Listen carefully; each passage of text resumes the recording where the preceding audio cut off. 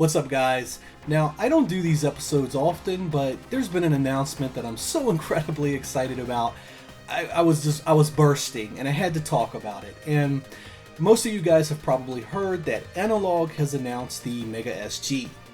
Now, the Mega SG is an FPGA approximation of the Sega Genesis and Sega Mega Drive. It's a brand new console.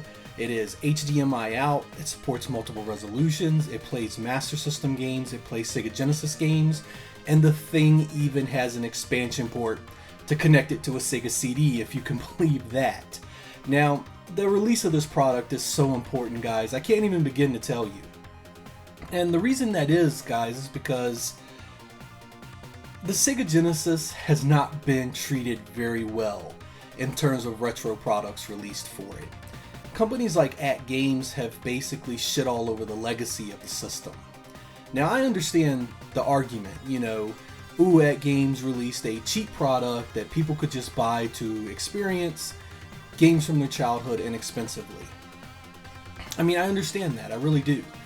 But that all stopped the second that they made a product that looked exactly like a Sega Genesis, was in HD, was released for $80 and was meant to be more than just a cheap little plug and play device. It was meant to be, for lack of a better word, guys, it was meant to represent the legacy of the Sega Genesis. And that product was a piece of junk. I'm sorry if some of you guys liked it, but it was absolute garbage. Everything about that system sucked. And for a company like Analogue to come forward and to finally give the Sega Genesis its due, to step forward and say this important part of video game history deserves more than a little plug-and-play toy that runs and sounds like crap, is a big step, guys, because beggars can't be choosers. Sega has not received this kind of attention, this kind of love and caring a lot of times in the past. I mean, hell, Sega themselves hasn't even released a product like this, and that really does say it all, So this product is huge to me. Finally, someone has recognized that the Sega Genesis deserves better than what it's been getting, and this product really does look like it's going to be it. There's some expansion modules coming for it that are going to play the Master System cards, SG-1000 software, stuff like that. So they're really putting a lot of care and time into this to be as compatible as possible with the 8 and 16-bit Sega Genesis experience.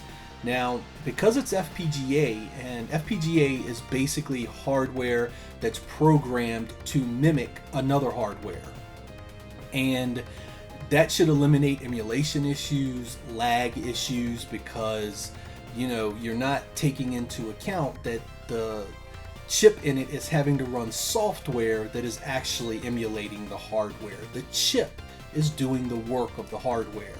So this thing should be incredible. I mean, I'm not being paid by Analogue, guys. I don't have a stake in the company.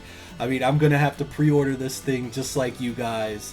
And I'm just really excited for it. I'm really excited to see the Sega Genesis finally get its due. To finally have somebody step forward and say, you know what, this system deserved better.